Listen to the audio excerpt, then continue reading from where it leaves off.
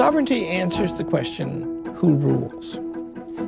And however that question is answered tells you something very central about any country. It is a fundamental question in political science, we like to say.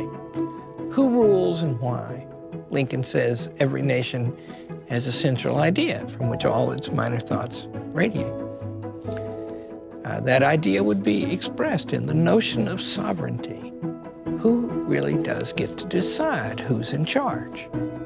In the American Revolution, it might have been the greatest warrior, George Washington. In fact, it was he. But is that how he was chosen or why he was chosen?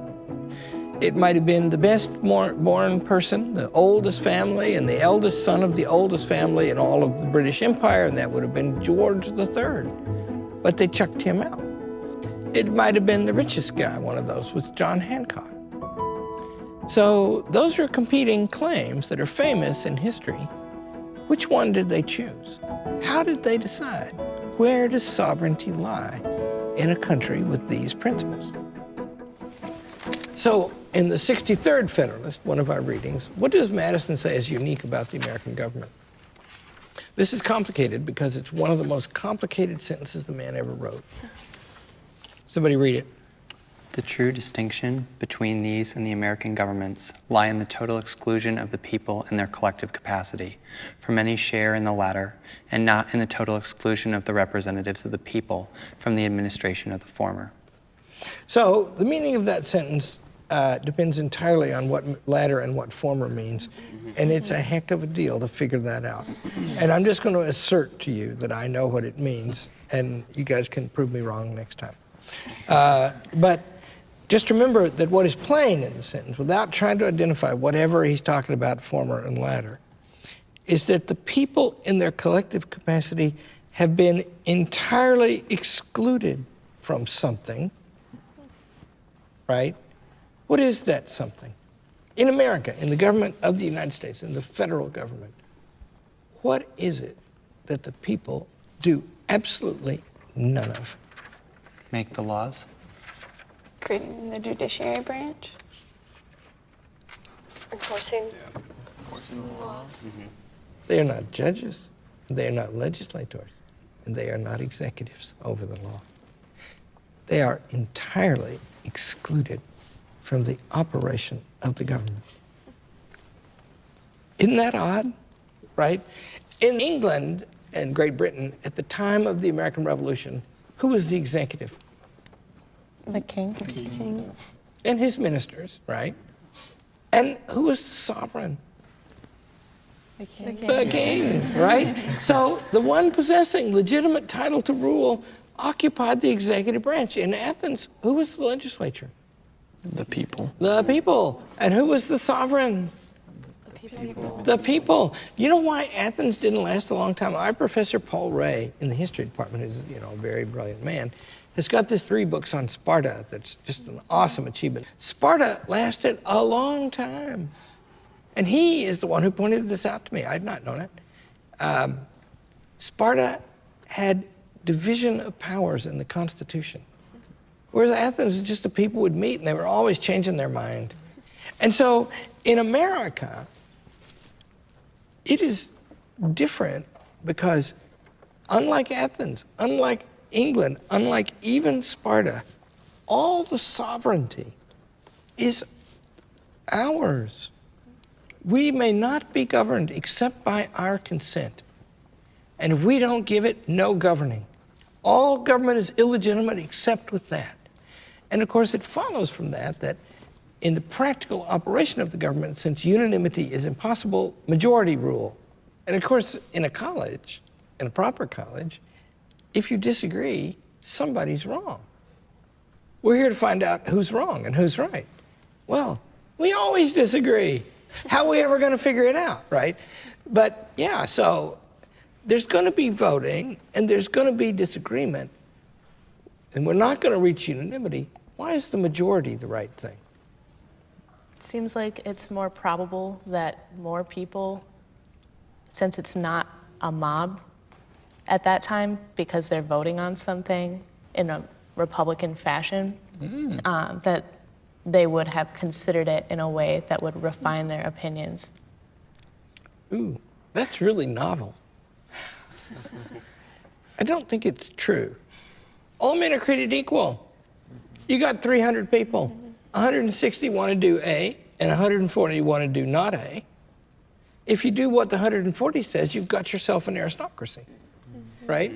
In other words, the majority of equal souls has to stand in for the unanimous consent, right?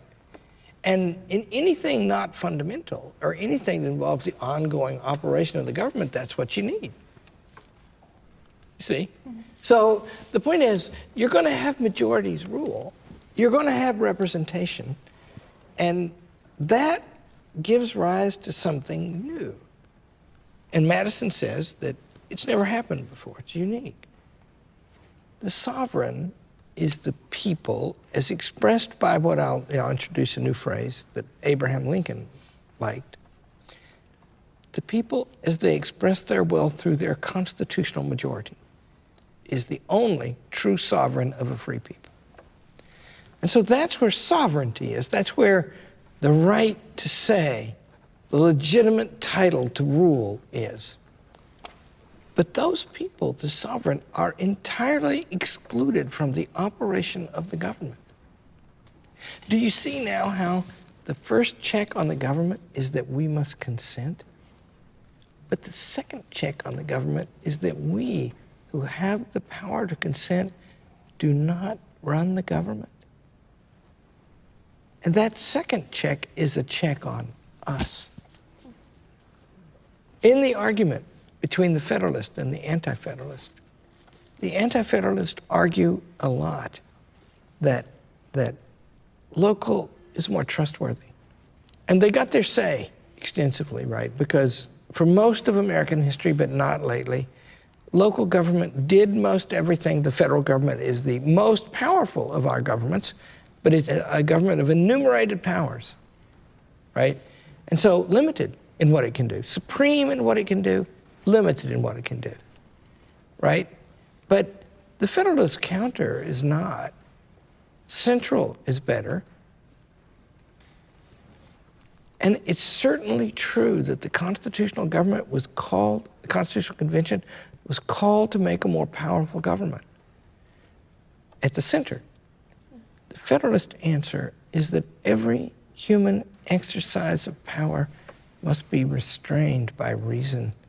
And there are constitutional forms that have to be implemented that can help bring that out. And if the first constitutional form is representation, the method by which we give our ongoing consent, the second is the separation between sovereignty and power. And Madison even says this, just think, it'll be great to have a big republic, he says, because a whispering campaign won't be very effective. Don't you notice in your relations with other people that it's a great thing if you can say out loud what you really mean? And that all friendships depend on that? And all goodwill and all sustenance of good relations means people need to be able to talk candidly. And Madison says because it's going to be big, it's going to have to be more candid, but also add the fact that these constituencies that we have are spread all over the place, right?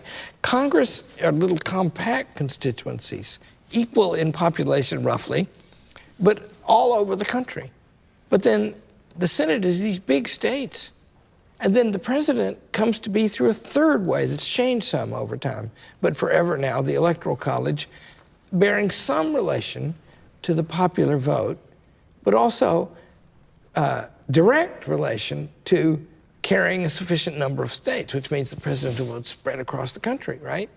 And so that means that we got to wait for elections, and to influence elections, we've got to talk to a lot of people across a vast area. And Madison says that'll make us candid. Hard to lie. You know? I mean, it sounds kind of funny to say that it's hard to lie in American politics, because we all think politicians are all liars, right? But are they? Is this like the Soviet Union? Contest what they say and they'll shoot you? They write the newspapers, right? This is a fierce battle for public opinion out in the open in America all the time. And it has to go on for a long time before we actually reach a decision. Was it Christian who said, it takes forever? Or Steve, maybe, who said, elections take forever, and you got to have a big build-up and it makes us fight? Madison thinks that's good. He thinks it's good that it takes time. And we can't do anything ourselves. And we can't even change all the government at once. It takes at least 6 years to change everything in the government. Isn't that remarkable? So, you get consent, and that gives rise to representation, and that gives rise to a separation between the sovereign and the government. And Madison says, this has never been done before.